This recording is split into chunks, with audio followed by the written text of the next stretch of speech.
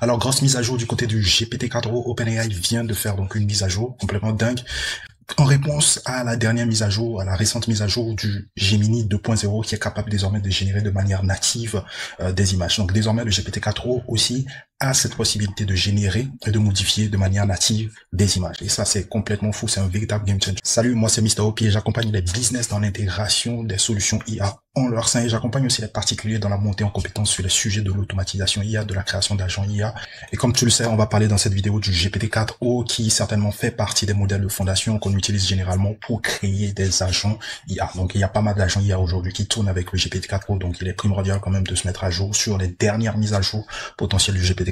Ok, l'annonce a été faite hier, donc c'est hier que l'annonce a été faite, et donc moi je l'ai testé tout simplement dans la foulée. Qu'est-ce que j'ai fait? Je lui ai demandé tout simplement de me créer une image de Kylian Mbappé, ce qui m'a créé à la perfection. En termes de qualité, il n'y a rien à dire. Ultra qualitatif. Ce qui est intéressant, c'est que lorsqu'on clique sur l'image, par exemple, on a la possibilité de modifier l'image, de sélectionner une zone qu'on aimerait modifier sur l'image. Et ça, je trouve ça intéressant. Ensuite, qu'est-ce que je lui ai demandé? Juste avec un simple prompt, je lui ai dit de me changer, donc, voilà, les vêtements en vert. Donc, il m'a changé le maillot en vert. Donc, le maillot était en bleu marine ici. Et lui, il a changé tout simplement en vert. Exceptionnel. Franchement, j'étais bluffé à ce moment-là. Je lui ai demandé aussi de rajouter une casquette. Il a rajouté une casquette en gardant toujours le maillot vert. Et ce qu'il faut ici, c'est la constance des personnages. Vous allez voir, le personnage, il est toujours constant. Voilà. Et ces personnages, ils se ressemblent tous, sans exception. Et ça, c'est complètement faux. Ça veut dire qu'on peut raconter littéralement une histoire en créant des images autour d'un personnage, par exemple, juste en chattant avec le GPT-4o. Ça, c'est fou. Et donc, prochaine étape, pour pousser les limites du GPT-4o, je lui ai tout simplement demandé de me supprimer les filigranes de cette image. C'est une démo qu'on a eu à faire sur, voilà, la récente version du Gemini 2.0 aussi qui arrive à générer nativement des images. Donc, il le faisait à la perfection. Il arrivait à supprimer les filigranes. Et donc, je lui ai demandé de m'enlever les filigranes de cette image. Et il m'a répondu là que, voilà, qu'il ne peut pas enlever les filigranes de cette image, ce qui est dû au droit d'auteur. Et donc, il me dit là, si tu as besoin d'une version sans filigrane, je te recommande d'aller acheter l'image via le site web. Donc, il y a des garde-fous qui ont été mis en place ici pour ne pas, voilà, transgresser certaines règles. Donc, supprimer, voilà, un filigrane d'une image qui est censée être payante. C'est pas très légit. Mais le Gemini 2.0 nous permettait de faire cela. On va voir si, voilà, la version du Gemini 2.0 qu'on a actuellement continue par le faire.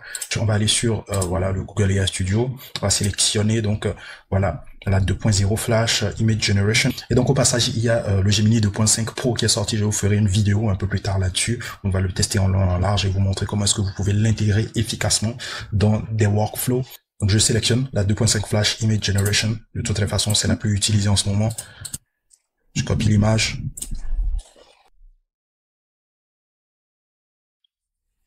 Et là, je lui demande de supprimer les filigranes de cette image. Parfait. Donc, c'est supprimé. Donc, avec le Gemini 2.0, on peut supprimer donc des filigranes de cette image. Donc, on revient sur notre chat GPT. On n'a pas pu supprimer les filigranes de l'image. Bon, c'est pas grave. On peut toujours contourner cela en allant sur le Gemini 2.0. Donc, ce que je lui ai demandé de rajouter une casquette à l'image. Donc, il a rajouté la casquette à l'image, tout en gardant cette constance entre la personne sur l'image originale et sur l'image générée. Donc, c'est complètement fou. Donc là, parfait. Il y a la casquette. Et je lui ai demandé ensuite de changer ses vêtements, de lui rajouter un switch de marque. Donc, il a choisi délibérément Nike. Voilà, parfait. Et ensuite, je lui ai demandé de le transformer en cartoon, manga. Donc, ce qui a été fait. Donc, exactement la même image. Nike, ici, le sourire, en version manga. Ensuite, j'ai uploadé cette casquette.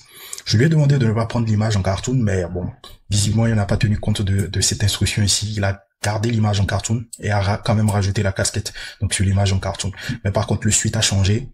Ça reste Nike, mais ce n'est pas le même. C'est pas la même couleur, c'est pas le même design, tu vois. Ça a changé littéralement ici. Mais en tout cas, il a quand même rajouté la casquette avec tout ce qu'il faut ici. Je suis allé quand même un peu plus loin aussi dans mes tests. Je me suis dit, si on arrive à faire des modifications sur des images, ça veut dire qu'on peut créer aujourd'hui des miniatures juste avec de simples prompts. Donc, ce que j'ai fait, j'ai pris ma miniature sur les agents IA et les sites web. Comment intégrer les agents IA sur les sites web. D'ailleurs, n'hésitez pas à aller checker la vidéo, à aller regarder la vidéo si vous avez envie d'intégrer un agent IA sur un site web. Donc voilà, j'ai repris donc la miniature et je lui ai demandé tout simplement de modifier ma casquette en casquette blanche pour voir tout simplement si il pouvait garder au fait cette constance des personnages qu'on a observé tout de suite avec Kylian Mbappé, avec l'image que j'ai uploadée dans le chat que je vous ai présenté précédemment, parce que je me suis dit, s'il arrive à garder cette constance, ça veut dire que ouais, je ne me casserai plus la tête pour faire mes miniatures. Je pourrais modifier l'expression de mon visage sur mes miniatures, je pourrais voilà, y rajouter tout ce que je veux donc sur mes miniatures. Je pense que c'est possible. Mais là, il m'a généré donc une image, mais c'est pas moi. C'est pas moi visiblement sur l'image. Mais j'ai été bluffé quand même par le fait qu'il ait pu garder quand même le texte. La génération, en termes de génération de texte, il est très bon. Il a gardé le texte, le même style. Sauf que je pense que ça a légèrement changé. Je pense le style du texte a légèrement changé, peut-être dans la longueur, dans la largeur. Je pense bien. Mais visiblement là, c'est pas moi. C'est pas du tout moi. Mais par contre, il a rajouté quand même la casquette blanche. Il a modifié quand même la casquette blanche. Mais en termes de constance des personnages ici, c'est pas du tout respecté. Après, j'étais un peu déçu, mais je pense qu'il y a forcément moyen de pouvoir, voilà, garder ma tête, garder une certaine constance avec ma tête là-dessus. Donc, il va falloir que je creuse là-dessus dès que je trouve une solution par rapport à cela. Je vais bien sûr vous faire une vidéo là-dessus.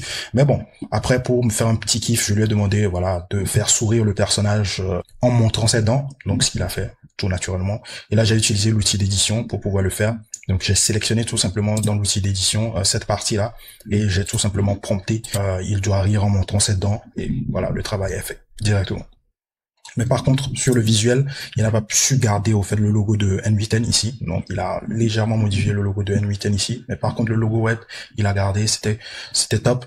Mais par contre, les textes générés sur le schéma, c'est pas trop ça, c'est pas assez clair. Donc, faudra les modifier par la suite, peut-être sur Canva ou sur d'autres outils qui arrivent à extraire voilà des textes d'une image. Canva le fait très bien, l'extraction de texte d'une image. Canva le fait très bien. Donc voilà mes petites démos sur le nouveau GPT-4o. Voilà, énormément de possibilités avec le GPT-4o, ce qui m'emmène donc à cette discussion littéralement avec ces genres de modèles, avec les récentes mises à jour du Gemini 2.0 qui est capable aujourd'hui de générer de manière native des images et du GPT-4o qui est capable aussi de faire pareil. Ça met en mal certaines entreprises comme Photoshop, Canva par exemple, qui sont spécialisées là-dedans. Parce que ces outils sont des outils qui sont très souvent utilisés pour faire de la modification d'images. Donc là, ça démontre une chose, c'est que les modèles comme le GPT-4o et le Gemini 2.0 ne sont pas que des modèles qui génèrent des images, mais des modèles aussi qui permettent de modifier directement des images. C'est ça la force de ces modèles-là. Si c'était juste la génération d'images, on aurait pu dire, ok, d'accord, il y a des alternatives, il y a Daily, il y a Midjourney, il y a Ideogram, il y a Flux, voilà, il y a ces modèles à côté qu'on peut utiliser aussi, qui sont peut-être bien meilleurs que voilà, les images générées par ces outils. En tout cas, les images générées par le GPT-4, je pense que c'est du level de Flux, c'est du level de Midjourney qui sont les tops en termes de génération d'images aujourd'hui. C'est top. En termes de qualité d'image générée, franchement, le GPT-4o, je le mets dans le top. Et même juste avec la génération d'images, le GPT-4o met littéralement en PLS ou rend littéralement obsolète les modèles de Midjourney, les modèles de Flux, littéralement. Et donc là, on n'est qu'au stade de la génération d'images, parce qu'un modèle de langage multimodal, c'est un modèle qui est capable non seulement de générer du texte, mais aussi de l'image, qui est aussi capable de générer de l'audio, qui est capable de générer aussi des vidéos. Donc le prochain step sera peut-être un modèle capable de générer de l'audio. Et là, littéralement, l'entreprise qui sera peut-être en danger en ce moment sera Eleven Labs. On est en train de rentrer dans une ère où une simple modification, une simple mise à jour sur un LLM multimodal peut littéralement faire péter une startup. Moi, je pense qu'avec ces mises à jour, littéralement, on est à la fin de l'ère Photoshop, hein. On est en train de rentrer dans une autre ère, à moins que Photoshop se mette à jour en créant son propre LLM capable aussi de faire la même chose que le GPT-4o. Bon, en tout cas, c'est de bonne guerre. On n'est pas à l'abri de voir ça dans un futur très proche. Donc, pour l'instant, le GPT-4o n'est pas encore disponible en version API. Ça veut dire qu'on ne pourra pas pour l'instant intégrer donc cette version du GPT-4o qui génère des images dans nos différents workflows. Mais c'est une question de jour. Donc, ça sera mis à disposition dans quelques jours et on pourra le tester et l'intégrer dans des workflows N8N, Make, Zapier, voilà. Donc voilà tout pour le nouveau GPT-4o. Est-ce la fin du game pour les applications comme Canva, Photoshop? N'hésitez pas à donner vos avis en commentaire et moi je vous retrouve à la prochaine pour d'autres vidéos sur l'IA. C'était Mr. OP. Peace.